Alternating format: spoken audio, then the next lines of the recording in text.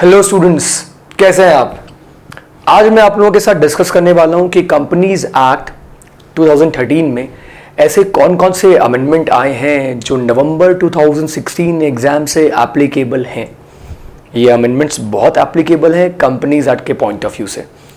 तो हम ज़रा बात करते हैं कि सर कंपनीज एक्ट में गवर्नमेंट ने कौन कौन से अमेंडमेंट्स नोटिफाई कर दिए हैं जिन्हें हमें ध्यान में रखना है अपने एग्जाम में। सबसे पहला और जो मेजर अमेंडमेंट आया है वो major amendment company incorporation rules में है और एक रूल है रूल 36। ये रूल 36 हमें याद रखना है। ये रूल 36 हमें याद रखना है। इस रूल में एक नया ई फॉर्म आया है और इस ई फॉर्म का नाम है INC 29।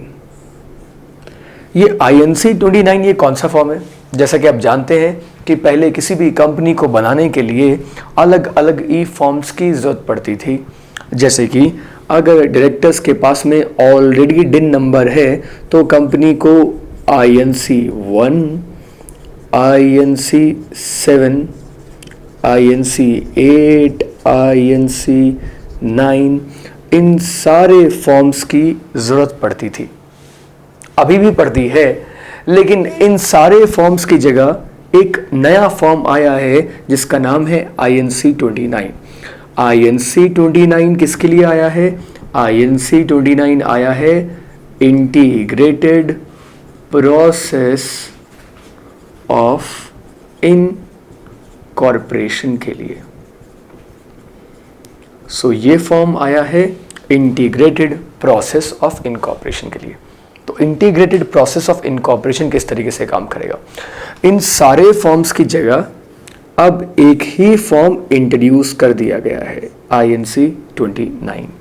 ये सारे फॉर्म भी एप्लीकेबल हैं अगर आप नॉर्मल तरीके से कंपनी बनाने में इंटरेस्टेड हैं तो।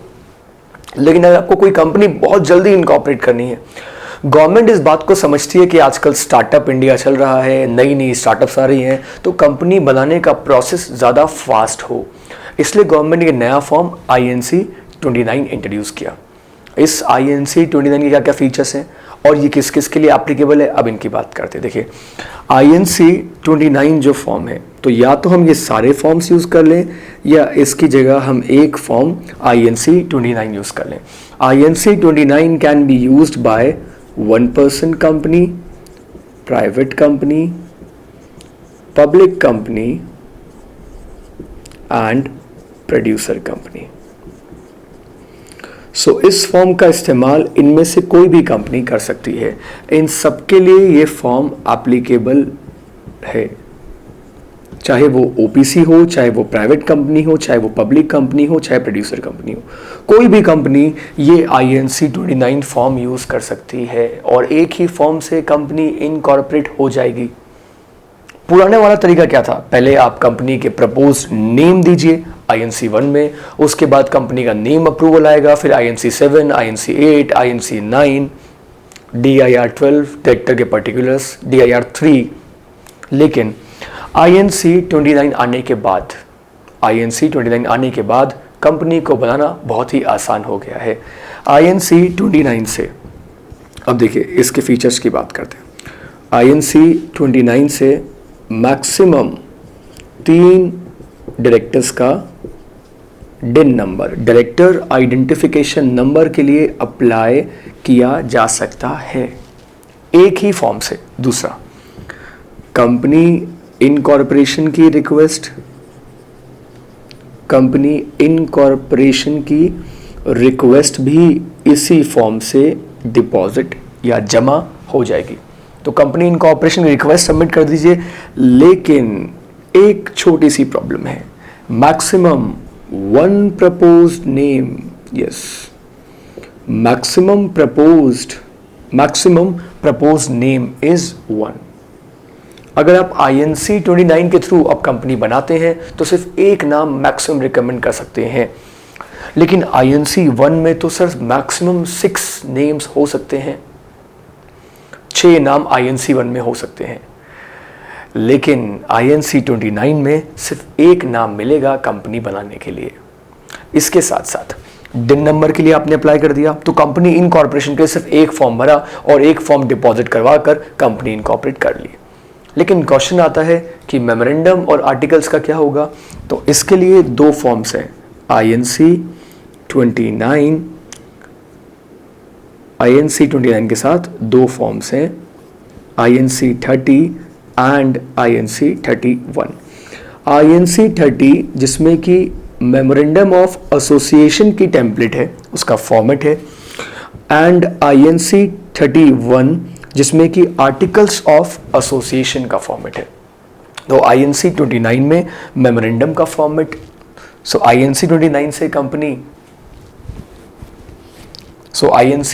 से कंपनी इनकॉर्पोरेशन की रिक्वेस्ट जमा होगी, INC 30 से मेमोरेंडम ऑफ एसोसिएशन का फॉर्मेट मिल जाएगा और INC 31 से आर्टिकल्स ऑफ एसोसिएशन का फॉर्मेट मिल जाएगा। लेकिन एक रिस्क है सर, अगर उस नाम का अप्रूवल नहीं आया तो उसके बाद तो प्रॉब्लम हो जाएगी। ये एक ही नाम ऐसा हो जिसका अप्रूवल मिलने की पॉसिबिलिटी हो, ये बहुत इंपॉर्टेंट है अगर हम INC 29 का इस्तेमाल कर रहे हैं। क्योंकि जब हम INC 1 यूज़ करते हैं तो वहाँ तो 6 नाम प्रपोज होते हैं प्रायोरिटी वाइज, तो उनमें से कोई ना कोई नाम अवेलेबल हो सकता है। लेकिन INC 29 अगर आप डिपॉजिट कर रहे हैं तो you have to be very careful. जो नाम आप प्रपोज कंपनी लिए चूज कर रहे हैं, that name should be available with the ROC। इसके साथ साथ INC 29 में मान लीजिए INC 29 जो फॉर्म है दैट इज इनकम्प्लीट और इट इज डिफेक्टिव। तो अगर INC 29 इनकम्प्लीट है या डिफेक्टिव है, INC 29 को पहले सबमिट किया एंड इसे सबमिट करने के बाद if it is incomplete or defective, if it is incomplete or defective तो ROC या रजिस्ट्रार 15 डेज का टाइम देता है एप्लीकेंट को कि वो इस फॉर्म को अगर इनकम्प्लीट है तो कंप्लीट कर ले, अगर डिफेक्टिव है तो जो डिफेक्ट है उसे दूर कर ले। और उसके बाद इस फॉर्म का एक बार फिर क्या होगा, रीसबमिशन होगा।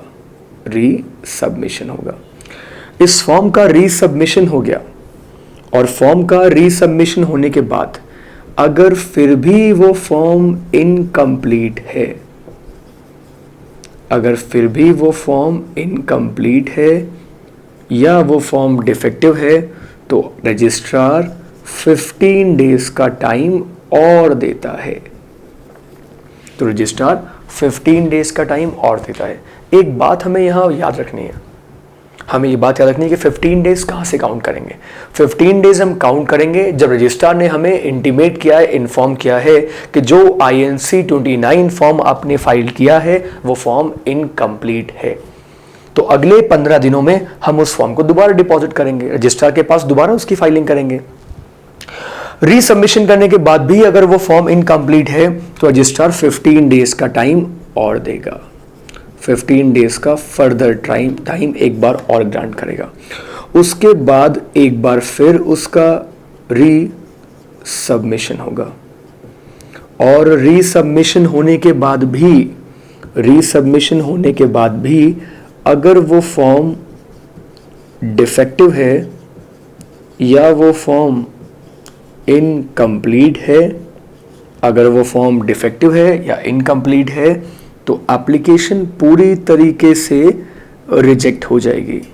तो उस केस में INC 29 में जो रिक्वेस्ट सबमिट करी है that request shall be rejected. So उस केस में INC 29 को जमा करने का INC 29 को सबमिट करने का अब कोई भी पर्पस सॉल्व नहीं हुआ, अब सारा का सारा प्रोसेस रिपीट करना पड़ेगा। मेरा पर्सनली ये मानना है कि अगर कोई INC 29 के थ्रू कंपनी बना रहा है तो कंपनी बनाना इस फॉर्म के थ्रू बहुत आसान हो गया है, चाहे वो OPC हो, चाहे वो प्राइवेट हो, चाहे वो पब्लिक हो, या चाहे वो प्रोड्यूसर कंपनी हो।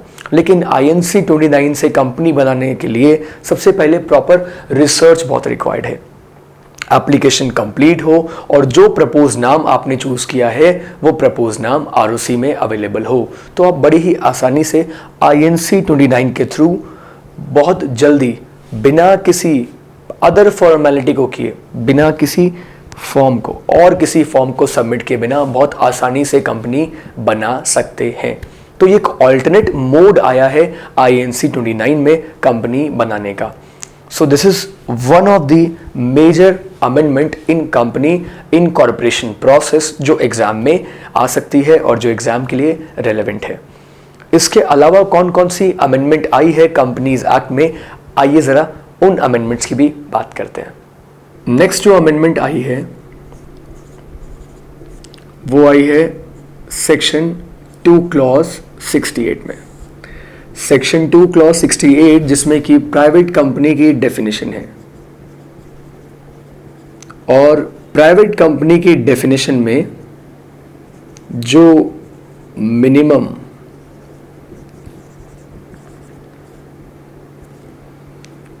प्राइवेट कंपनी की डेफिनेशन में जो minimum paid up capital 1 lakh रुपए थी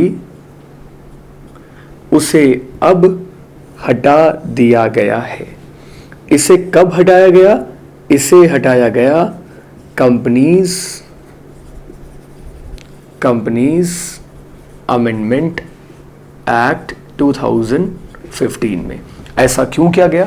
ऐसा इसलिए किया गया ताकि इंडिया में कंपनी बनाना ज़्यादा आसान हो जाए। तो मिनिमम पेड अप कैपिटल के क्राइटेरिया को पूरी तरीके से ख़त्म कर दिया गया है, पूरी तरीके से ख़त्म कर दिया गया है। और साथ में एक बात ऐड कर दी गई है कि मिनिमम पेड अप कैपिटल अब कितनी होगी, तो लिखा हुआ है कि as may be prescribed by the government. So पहले हम ये पढ़ते थे कि किसी भी कंपनी को बनाने के लिए paid up capital at least 1 lakh होनी चाहिए, लेकिन अब हम बोलेंगे कि किसी प्राइवेट कंपनी को बनाने के लिए 1 लाख रुपए की पेड अप कैपिटल का, मिनिमम पेड अप कैपिटल का कोई भी क्राइटेरिया नहीं रखा गया है।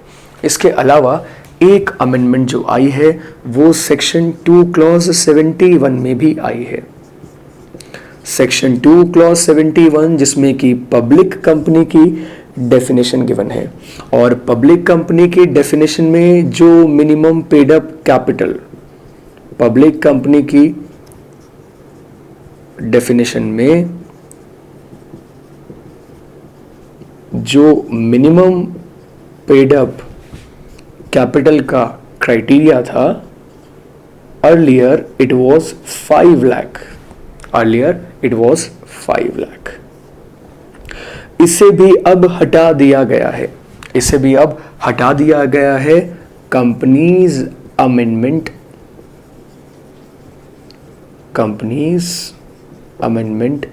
एक्ट 2015 में। अब पब्लिक कंपनी को बनाने के लिए 5 लाख रुपए की मिनिमम पेड अप कैपिटल का कोई भी क्राइटेरिया नहीं रहा है।